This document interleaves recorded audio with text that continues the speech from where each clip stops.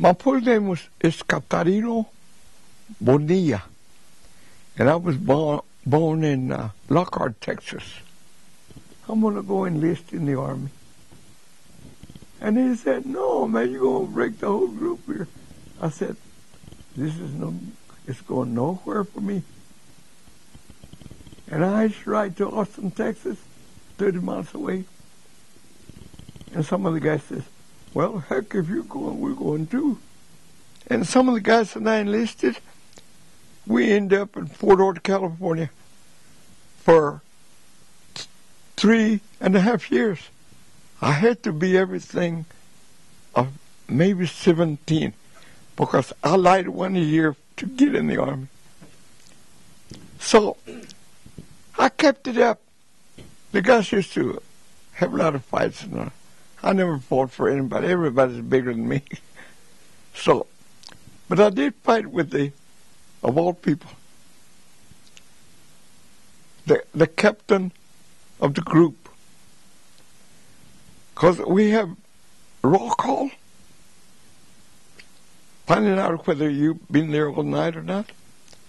And everybody say, whoa, oh, yeah, you know. And he come, Bonilla. Never talk. Bonilla. Banana. No, I wouldn't. And one day I got up from where I was, and I walked up to him. Hey, Sergeant. Yep. What's your name? And he told me. Well, I never call you by a different name. How come you call me every morning by Bonilla and Banana? And well, you see, I'm English speaking, and you ain't learned anything yet. I said, Sergeant, I don't mind being called by my name, but Bonilla, Banana, and all that, everybody's trying to pick up the same route you're doing. My name is Bonilla. Let me spell it for you. My name is Bonilla. I'm going to spell it for you. Write it down so you can call me. He quit calling me Banana, Bonilla, Banana. He called me Private First Class. Private First Class B. Here I am, sir. You know, so that quit almost my Army career. Because the other guys wanted to play the same thing. Get out of here, man. Come back another day. Come back when you wake up, please. And I graduated the academy for, it was a small Army academy to train people to guard and see about people that were being shot in the war. And I went and signed for it. And they said, we can hear you. Is that right? Too short or what? No. You ain't got enough education. Well, how come they admitted me then over here? See, I couldn't fight him all the way. And I said, you really want to be a paratrooper? Oh, yeah. Don't you see my boots? I was ready, my boots and shine and everything. Well, you better take those boots off before you get in trouble. Those are paratrooper boots. Wow. You know something. Yes, that's what I said. I want to be a paratrooper. 82nd Air Force Division. I got it written down and everything. How tall you say you are? 5 feet, 5 inches. you're kind of short. I've seen guys that tall as me. And I said, well, you're going to have to sign for at least 4 years more. I said, I'll never do it. Give me my pay roll so I can go home then. And some guys did. They wouldn't take me. The military policeman was when I was discharged completely, and I went and I needed something to do in Austin. And I was tired of the guys in there smoking marijuana and doing whatever. That was in Austin.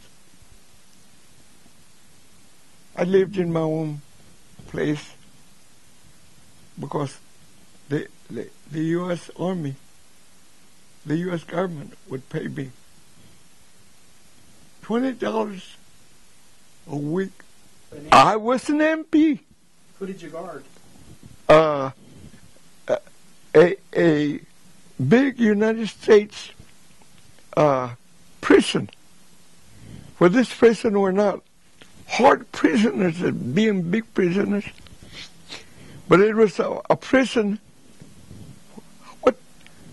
to hold these prisoners until the time came to be not committed, committed, and then they sent them to prison. And we had to guard these guys. 3 bullets in the rifle. And we had to take them out of prison. Yeah. Sometimes 20 at a time. 2 MPs here, 2 MPs here. And we take them to the a training ground where they shoot at the flag and find out how close they hit the flag and all that. And that was boring. What were the 3 bullets for? Oh, the 3 bullets were, if those prisoners escape, you better use those 3 bullets on them. The 2 bullets. And the last one on you until they are caught. I was with President Truman. I was, don't think because we're the cutest or anything. Once in a while, the Army Corps would call on soldiers that were making good, well-dressed and everything, and they'd pick so many to be in the presidential, wherever he had to go. And it was a fun thing because we were doing this in Chicago, Illinois, and they had the cameras for the TV or whatever it was, and you could hear the announcer. And ladies and gentlemen, let us give a good hand to all this 6-footer, 6-footer soldiers who volunteer for this duties. And here it comes 1, 2, 3, 4, 1, 2, 3. He's calling 6-footer soldiers. Me, 5', 5.5, and others almost my same size, but I was the smallest. Yeah, that was fun. And for that we got some free time. Yeah, maybe a week. You got before you go out on that type of duty. Also, you had to be well trimmed. And my word, the cape and your harnessed from here to here because you wore 45 coat, the square one. And I did good everywhere I went. Now, once in a while, it didn't do too good. Because every son of a gun that were in my barracks were bigger than me and huskier. And one time, this guy said, "Hey, did you go eat already?" "No, man." "Where you going?" "I guess." And he started making fun of me. "Hey, you stupid, you." They call him, instead of whiteheads, they call him a different name.